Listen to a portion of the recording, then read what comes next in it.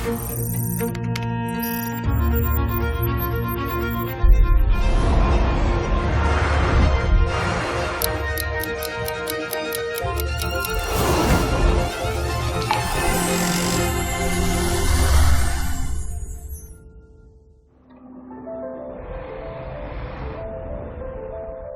们正在面对一个越来越难以预知的世界，我们正在经历一个越来越显得不确定的时代。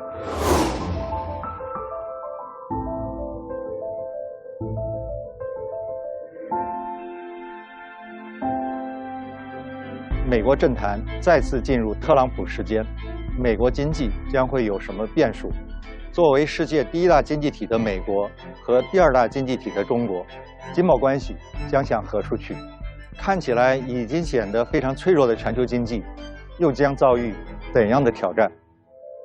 今天我将请来一位来自美国的老朋友，就这些问题和他一起进行深入的探讨和思考。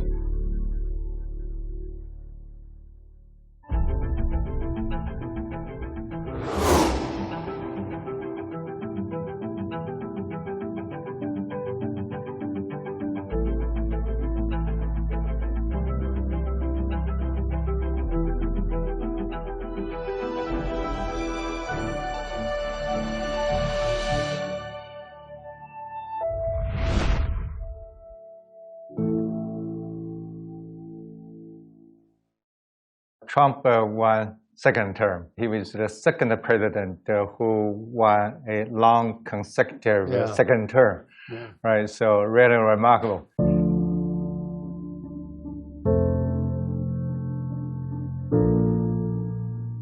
Can you give us an assessment for the 4 years ahead of us? Whether the American economy is going to continue to grow like by 2.5, 2.7, or lower down to like a 2 or even below 2? It's hard to know. In the last couple of years, the U.S. economy has performed very well. Mm-hmm.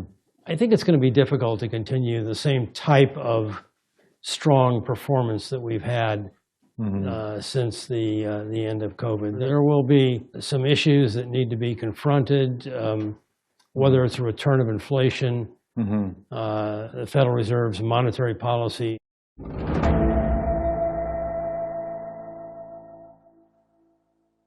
Just extrapolating on the basis of the last few years, I think is a risky thing to do. Come to Trump's trade policy, right? How do you evaluate those policies in his first term? Were they effective, and how likely he will really impose those tariffs? The trade policies were not effective at all. The U.S. does not have, from an economic trade point of view, we don't have a China problem. We have a saving problem.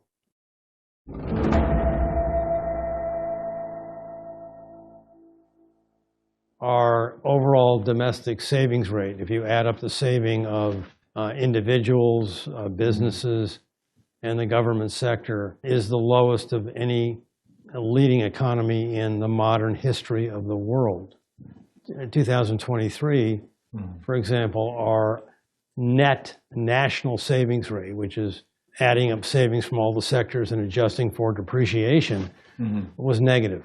Negative minus 0.2%. Oh.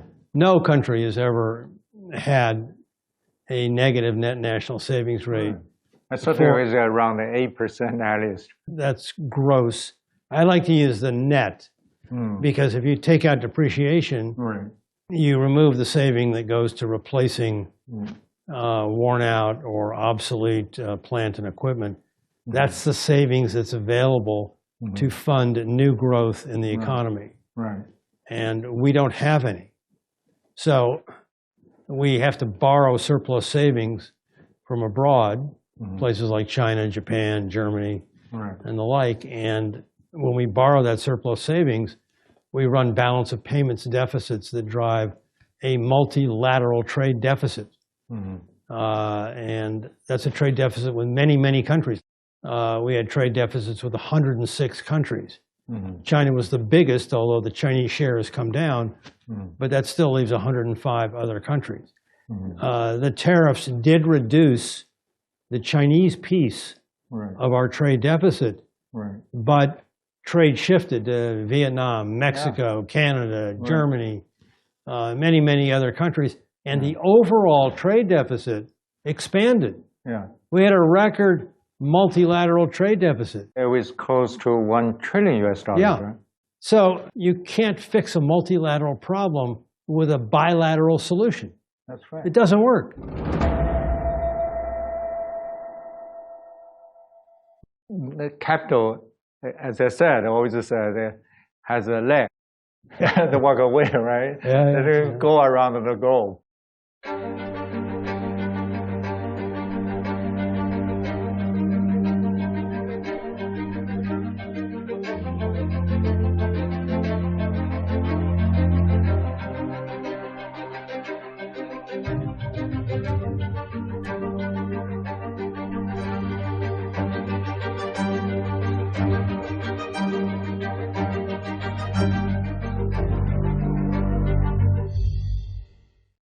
But when I read the script of a speech by Lighthizer, it sounds like he actually believed in this.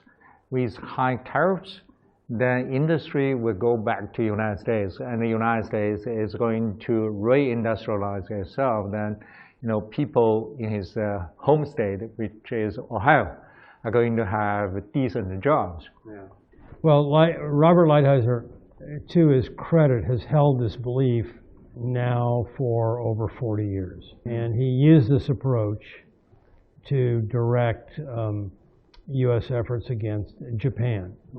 We had major trade frictions with Japan. We forced Japan to change a number of its trading practices, whether it was respect to controls on Japanese car imports, encouraging Japanese companies to relocate and build plants in the United States. And the Japan piece of our multilateral trade deficit came down in the late 80s.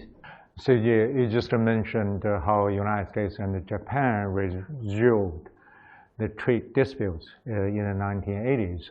That is, for Japanese companies to invest in the United States. Right. Do you think that we can do this again for Chinese investment to go to the United States? I think we should. But you asked me if you thought we would. And there's a difference between what we should do and what we will do. What concerns me right now is that there's a very high level of animosity in the United States that is far in excess of the sentiment that we directed at Japan. Using foreign direct investment to establish greenfield new plant construction that would boost U.S. economic activity, that would boost domestic job creation, as the Japanese transplants have done since the 1980s. But the national security paranoia makes that very unlikely, in my opinion.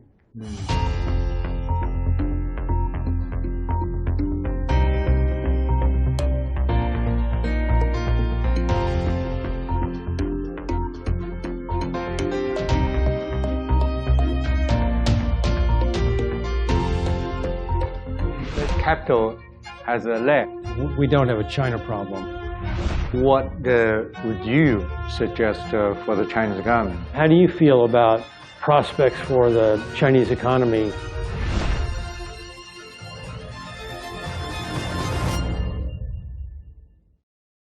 What would you suggest for the Chinese government to counter this protectionism shock? Well, I think China certainly was given an opportunity to develop an experiment, a trial run in 2018, 19, and 20 with the first round of tariffs.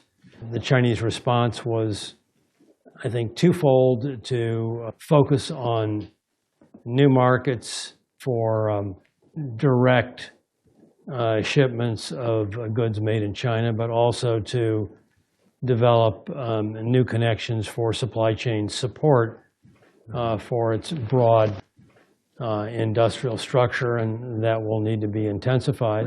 The U.S. is clearly also putting pressure on its allies to join in whether it's export sanctions or other types of trade pressures on China.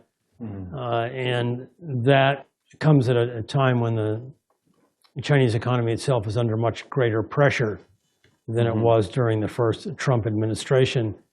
And that certainly underscores the urgency for China to stimulate internal domestic demand to provide a cushion against an external shock. So there's a number of things that China can be done. The most important lesson, I think, is that China needs to attend to its own economy to get its own house in order.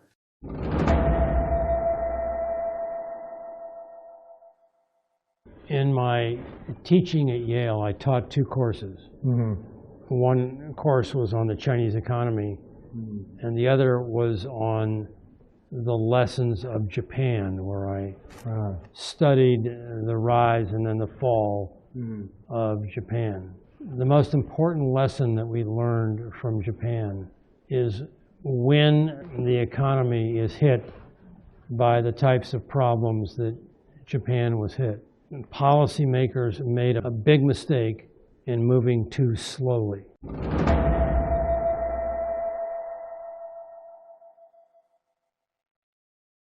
And so if they had to run it over again, they would have been much better advised to move quickly and to move with monetary, fiscal, and structural policies. Right.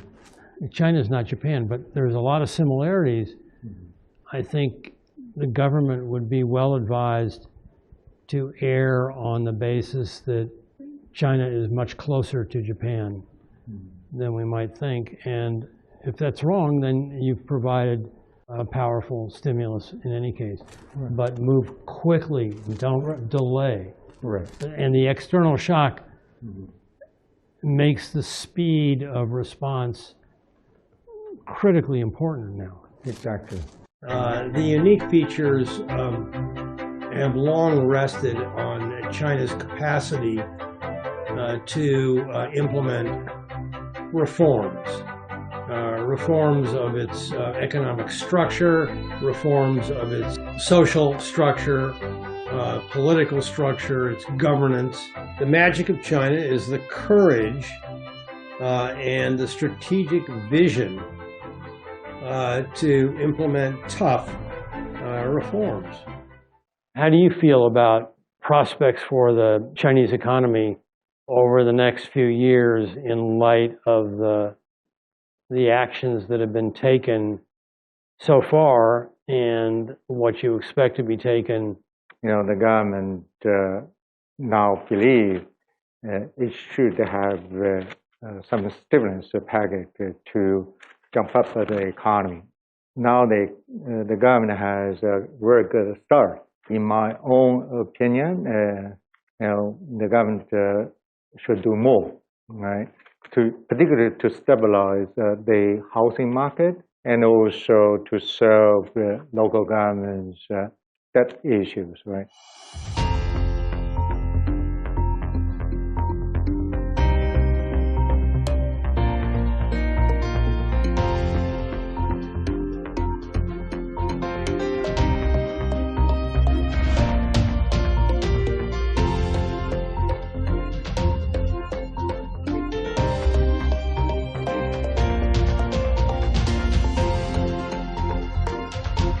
What would you suggest for the Chinese government? China needs to attend to its own economy to get its own house in order. Do you think the United States is going back to isolationism? Do you still see some possibility for that? Do you agree?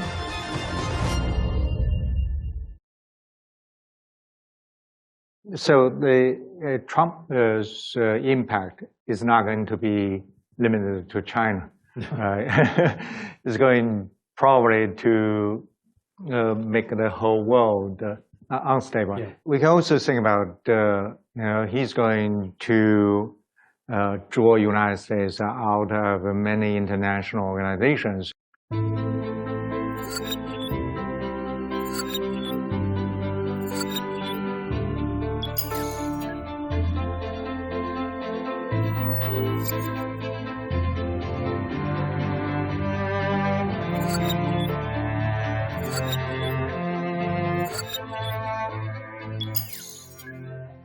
So it sounds like the United States is going back to the 1930s. Do you think the United States is going back to isolationism? And if yes, how long will that last?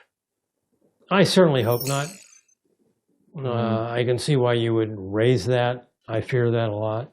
I hear the rhetoric, and there are a number of actions that we just mentioned that he could take. But the world is very interdependent, not just on the production side, but from the standpoint of information, the cultural assimilation of many peoples who have migrated around the world. Very difficult to disentangle all of that. I think there's still powerful forces that want to keep the world together. We're facing many collective problems that we need to address together, like climate, disease, just having come out of a pandemic, if we don't need another reminder, the rapid spread of artificial intelligence, cybersecurity issues.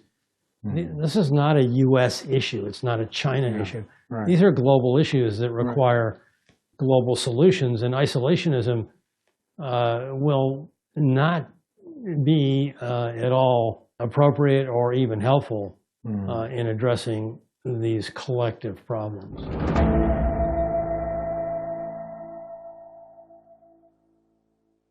That sounds like globalization is kind of moving toward an ending. Like Danny Roderick has already used the word post-globalization period of time. Do you agree?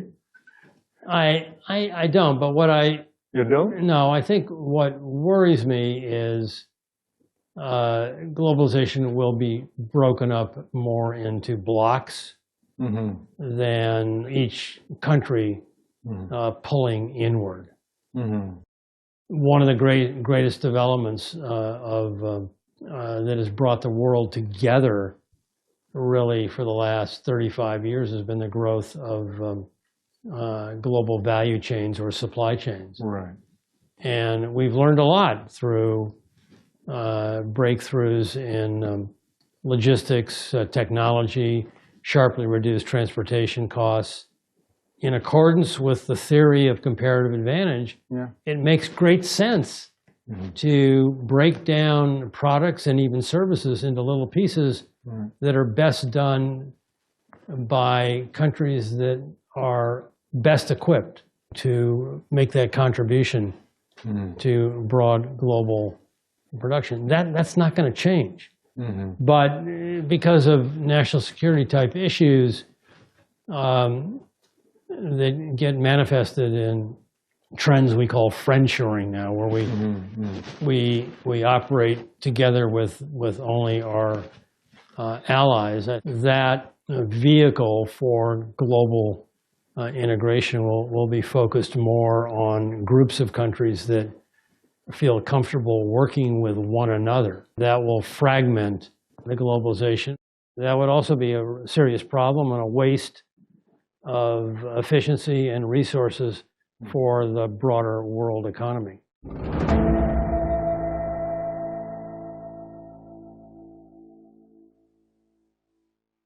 我们已经进入了一个新的时期，上一轮这种就是超级的全球化的时代已经过去了。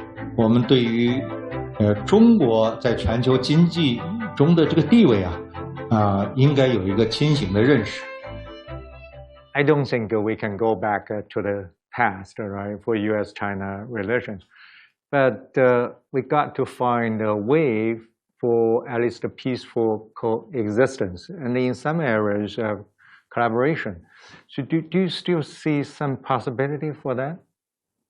I think it's going to take a lot of time. I'm hopeful that we can find a better way to re-engage.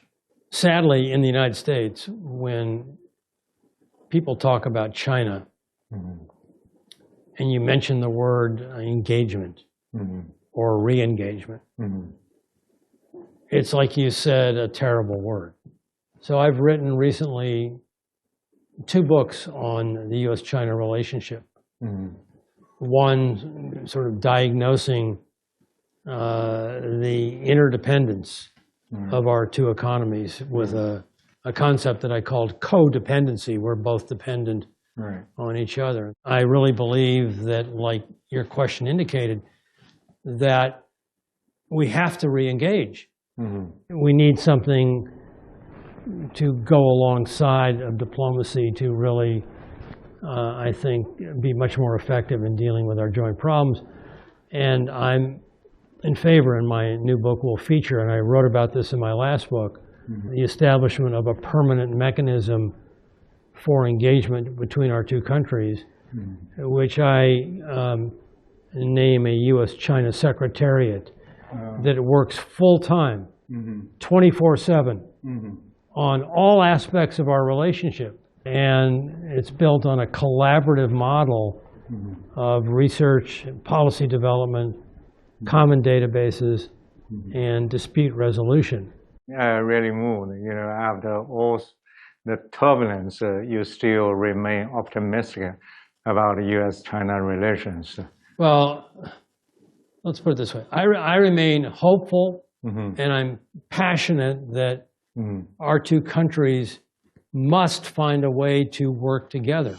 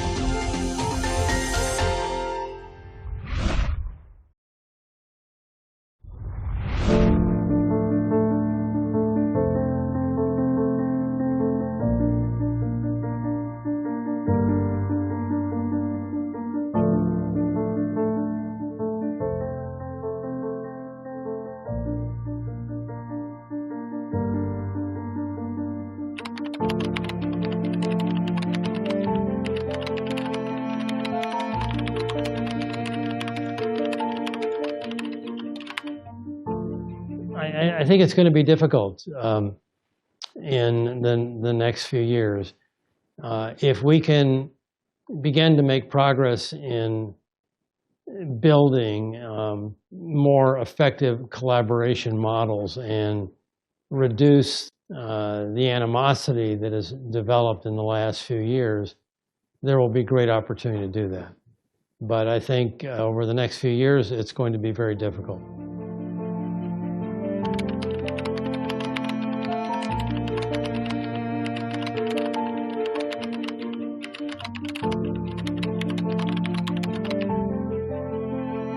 我们这一代，在我们一生里头，我们的这个真实收入就是收入扣除了物价的上涨，大概平均要增长50倍左右。